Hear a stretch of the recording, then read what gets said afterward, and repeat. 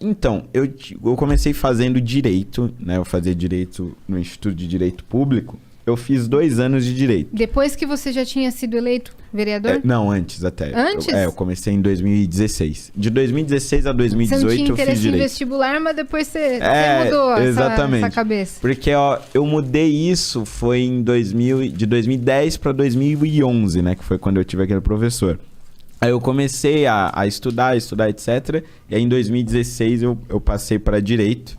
Comecei a estudar direito.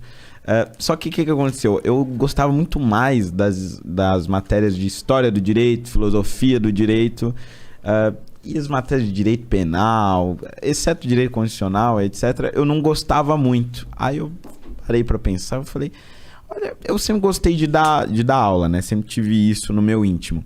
E sempre gostei muito de história. Então eu achei que valia mais a pena estar num negócio que eu realmente gosto, que eu poderia me dedicar de corpo e alma, do que estar no direito, porque eu poderia ter uma carreira melhor ou qualquer coisa do gênero. Né? Uhum. Então hoje eu estou me formando professor de história. Exatamente. E durante o curso de história, teve alguma coisa que te fez mudar alguma ideologia sua? Por exemplo, entendendo o background, entendendo lá atrás, falou, caraca, mas... nesse meu posicionamento, então, eu teria que mudar. Não, eu acho que não mudar, mas ajudou a embasar muitos posicionamentos que eu já tinha. Uhum. Por exemplo, eu sempre fui contra as cotas raciais, né? Que foi o exemplo que eu usei. Isso. Eu fui estudando estudando as cotas raciais, as suas consequências, etc., até mesmo para conseguir debater publicamente. Uhum. Só que quando eu comecei a estudar história, eu percebi que, principalmente no pós-escravidão, ali, quando os negros eles foram libertos, mas abandonados pelo Estado, uhum.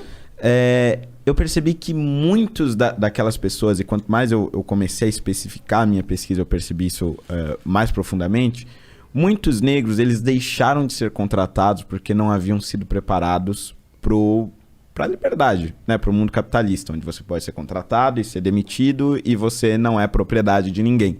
Muitos deles não sabiam lidar com isso. Então, logo após a libertação da escravidão, muitos recebiam ordem de um chefe, por exemplo, e achavam que aquilo era um atentado à liberdade que ele tinha conseguido. E aí abandonavam o emprego, brigavam com o chefe. Isso aliado a uma política de Estado que privilegiava a vinda de imigrantes europeus, foi fazendo que a maior parte das pessoas negras ficassem desempregadas e na periferia.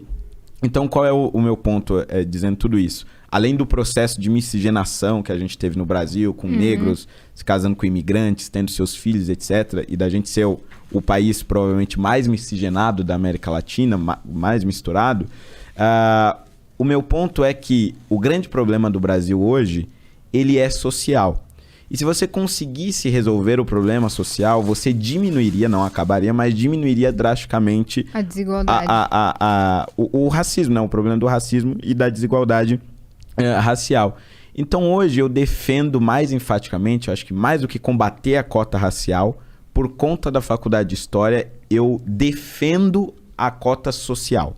Exato. Porque eu acredito que quando você inclui uma pessoa que sempre estudou em escola pública, que tem uma renda baixa e você tem ali meios mais objetivos, né, de declarar a renda de alguém, quando você inclui essas pessoas, naturalmente a maioria dos incluídos vão ser pessoas negras, portanto você vai estar colocando pessoas negras em local de destaque, vai estar dando capacidade delas concorrerem no mercado de trabalho, mas elas não estarão lá porque são negras. Não terão sido escolhidas pela cor da pele.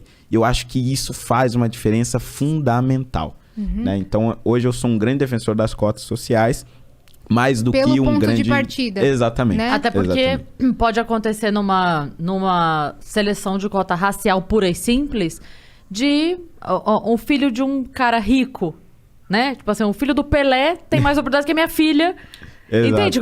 Tô dando 2 exemplos assim. Claro. Porque se a gente for considerar isso pura e simplesmente, então a gente não considera toda a oportunidade que teve de escola, de estudo, de viagem e tudo mais, e desconsidera uma outra pessoa. Então, na verdade, se inverte, né? É tipo assim, a falta de melanina vai prejudicar a pessoa pobre que deu o azar de nascer pobre e branca. Aí, exatamente. Né? Porque daí ela não nesse contexto. Porque aí o que ela teria de ajuda é tipo assim, beleza, nasci pobre. Aí a oportunidade que ela teria pra entrar numa faculdade, ela não tem. Porque na hora que o pai e a mãe lá, na hora de fazer, passaram menos melanina do que devia. Então, eu sou super a favor disso também. A cota social pra... Mas esse caso que você cita, ele é meio que exceção. É uma porcentagem mínima, né, que acontece. Não. E assim, tem um negócio... Quê? Não entendi. Esse exemplo que você citou, que pode ser o filho negro de um cara rico. Essa é uma exceção. A gente tem muitos filhos de caras ricos. Sim. É que a gente tem muito mais pobre, porque a gente tem muito mais pobre. Sim. No Brasil, né? Sim, mas não é regra, é isso que eu quero dizer. Sim, mas o meu ponto é o seguinte. Depois da instituição das cotas raciais, começaram a perceber esse problema. Então, a maioria hoje das cotas raciais, ela já leva em consideração também a renda. Mas o meu ponto é outro ainda, que é o seguinte. A cota racial, ela tem muita fraude, um índice grande de fraude. Tem uns casos bizarros de pessoas que se pintam de negra. Eu já vi isso. Tem vários, assim. Mas tem muitos outros que nem vêm à tona e que estão aí até hoje, né? Conseguiram a vaga por meio de cotas, mas por meio de fraude. Não eram pessoas negras que conseguiram. E aí, para tentar combater essa fraude, instituíram, ao meu ver, verdadeiros tribunais raciais, que é o que acontece hoje em São Paulo, por exemplo. Você é aprovado num concurso público por meio de cota racial. Aí você diz, eu sou negro. Tudo bem. Aí você é aprovado na prova.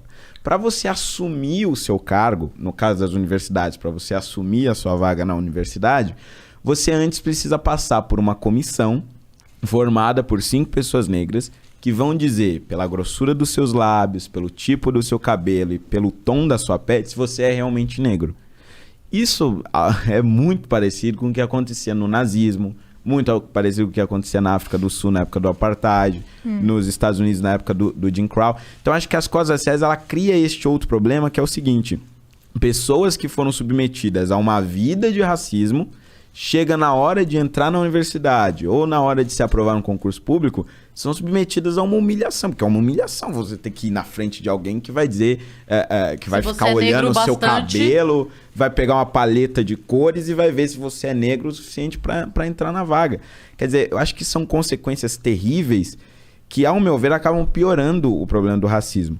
No sistema de cota puramente social, você não tem esse problema. A maioria dos beneficiados serão negros, porque a maioria de pobres no Brasil são negros, mas você não tem esse negócio de ter que submeter essa pessoa à humilhação, de ter certeza ali na cara dela que ela está sendo contratada por ser negra ou não. Né? Isso eu acho bem absurdo. Eu não manjo muito, mas como funciona o lance de se autodeclarar negro?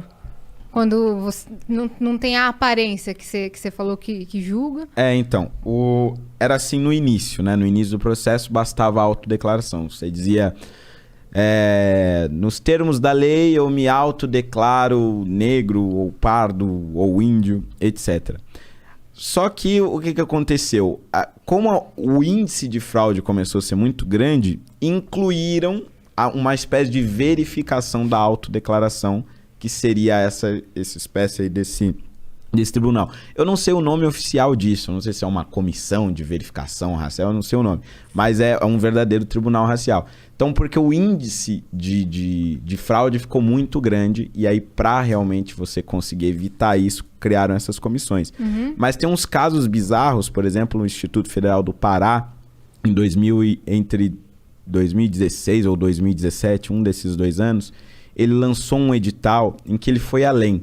Ele, inclusive, chegava a determinar o tamanho do crânio e o tamanho do fêmur adequado para você considerar uma pessoa negra. Claro que isso era muito absurdo e foi revogado. Caralho! Mas tinha lá uma tabelinha e aí o sujeito que entrava no sistema de cotas, para evitar que fosse fraudado, você tinha que medir a cabeça dele, você tinha que medir o fêmur. Claro, ninguém chegou a passar por isso porque foi revogado antes. Mas é um dos efeitos... A ideia era essa. Se não fosse revogado... Exatamente. Um dos efeitos, ao meu ver, nefastos das cotas raciais é esse, né?